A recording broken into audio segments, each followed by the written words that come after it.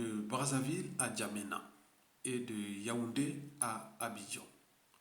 Connaître la ruse des dictateurs France-Afrique. Connaître la ruse des dictateurs France-Afrique, c'est comprendre les mécanismes de la conservation des tyrannies France-Afrique. Parmi ces mécanismes figure le dialogue. La sagesse africaine fait partie des alibis ou des prétextes de la ruse des dictateurs France-Afrique. Par ailleurs, le dialogue a toujours eu lieu avant ou après chaque élection présidentielle et c'est sans fin. Dans le cas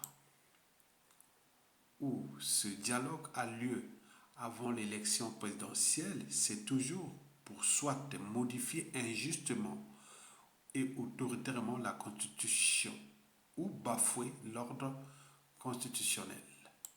Historiquement, ce déni de la Constitution par le tyran en place a toujours provoqué soit l'indignation ou la résistance de l'opposition politique et du peuple. Dans le tiers des cas, ça s'est toujours terminé par la violence, la liquidation des populations et l'incarcération des opposants cibles. Dans le cas où ce dialogue a lieu après l'élection présidentielle, c'est toujours pour soit apaiser les tensions et les contentieux post-tricherie électorale ou d'acheter la conscience des opposants victimes du coup KO.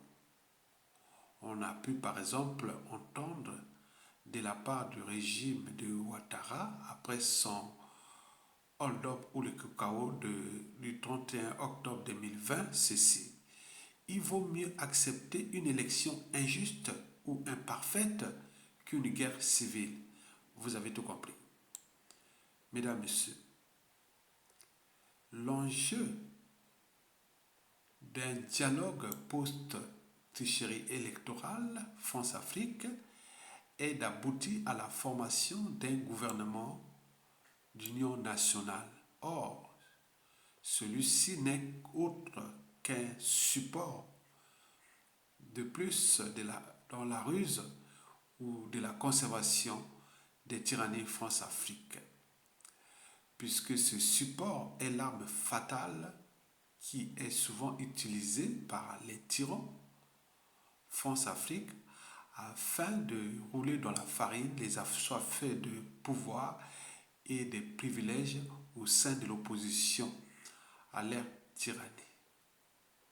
Mesdames, Messieurs, au final, le dialogue et le gouvernement d'union nationale post-contentieux électoral sont des préalables aux menaces, à l'intimidation, à la traîtrise, à la mise en résidence surveillée, au risque d'atteinte à la sûreté de la tyrannie, au risque d'emprisonnement, de l'exil et au cas échéant d'assassinats politiques dont sont victimes les intellectuels et les opposants politiques réfractaires et incorruptibles.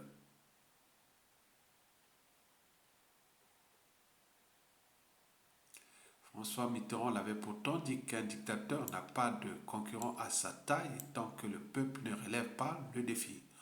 En réalité, un dictateur, c'est un despote qui exerce le pouvoir de façon absolue, sans qu'aucune loi ni institution ne les limite dans le temps. Autrement dit, ça ne s'arrête pas et ça ne s'arrêtera jamais tant que le peuple ne relève pas le défi. Le défi peut être de la désobéissance civile jusqu'à la chute du tyran ou la résistance jusqu'à la chute du tyran, au cas échéant, la révolte ou l'insurrection. Mais souvent, l'armée peut prendre aussi ses responsabilités pour défendre les institutions et le peuple en danger. D'où l'intérêt d'un coup d'État militaire parfois salutaire. Mesdames, Messieurs, voici maintenant le cycle de vie sans fin de la conservation des tyrannies France-Afrique. Ça commence toujours par un coup d'État militaire et ou une élection présidentielle truquée par la France-Afrique et ses partenaires de la communauté internationale, qui n'est de communauté internationale que la communauté des intérêts ou des grandes puissances. 2. Appel au dialogue et à la paix. 3. Modification de la Constitution pour le compte du tyran. 4. Hold-up électoral. 5. Appel au dialogue et à la formation du gouvernement d'union nationale. 6.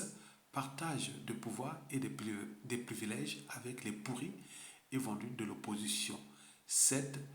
Le déclassement sociopolitique, emprisonnement, l'exil forcé pour les intellectuels et les opposants réfractaires et incorruptibles. 8. Menace de coup d'État, de rébellion et de révoltes citoyennes. Donc la vie d'un dictateur n'est pas aussi tranquille que ça. Donc, vous avez tout compris et merci beaucoup pour avoir lu. Je pense que je laisserai tous les textes en bas et je vais faire les corrections.